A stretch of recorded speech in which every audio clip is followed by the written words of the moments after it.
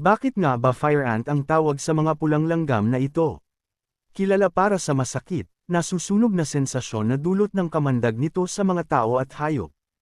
Ang mga ito ay isang makabuluhang nagsasalaki na peste sa maraming bahagi ng mundo, kabilang ang Estados Unidos at Australia, kung saan ang pinakakilalang uri ng hayop ay ang fire ant. Ang mga fire ants ay patuloy na kumakalat sa mga bagong lugar, na nag-iiwan sa maraming komunidad na pagod na sa patuloy na labanan. Ang mga tao ay naghahanap ng mga solusyon na hindi makakasira sa kanilang lupa, alagang hayop, o hardin. Ang paghahanap para sa mga solusyon ay nagdala ng mga mananaliksik sa isang hindi inaasahang direksyon. Ang isang pamilyar na damo sa kusina ay maaaring makatulong na mapabagal ang isa sa mga pinakamatigas ang ulo na invasive na insekto sa United States. Ang mga fire ants ay pumasok sa bansa sa pamamagitan ng daungan ng mobile noong unang bahagi ng ika-20 siglo at mabilis na kumalat. Ang mga bukid, bakuran at pastulan ay nagpapakita pa rin ng kanilang epekto. Nawawala ng pananim ang mga magsasaka. Tinatapakan ng mga bata ang mga nakatagong punso habang naglalaro. Ang mga pamilya ay nakikitungo sa nasusunog na mga kagat na kung minsan ay nagdudulot ng mga seryosong reaksyon.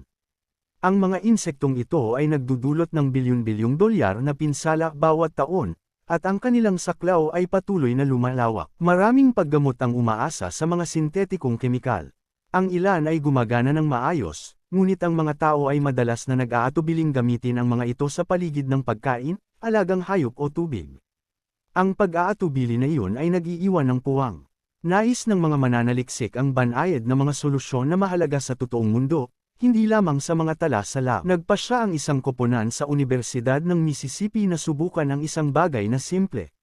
Sinuri nila ang oregano, isang karaniwang halamang gamot sa maraming kusina. Ang mahahalagang langis ng oregano ay nagdadala ng isang malakas na pabango, at ang koponan ay gustong malaman kung ang mga langgam ay tumutugon dito. Nagsagawa sila ng mga pagsubok at pinanood ang mga imported na fire ants na umiiwas sa mga ginagamot na lugar. Natunto ng grupo ang epekto sa carvacrol, isang mabangong compound sa loob ng oregano oil. Ang mga langgam ay umatras mula sa lupang pinahiran ng langis. Tumanggi silang maghukay o manirahan. Ang diskarte na ito ay hindi palaging pumapatay ng mga insekto. Binabago nito ang pag-uugali sa halip. Ang mga kolonya ay umalis sa ginagamot na lugar at naghahanap ng mas ligtas na lupa. Ang mga tao ay nakakakuha ng espasyo nang hindi nagdaragdag ng presyon ng kemikal sa kapaligiran.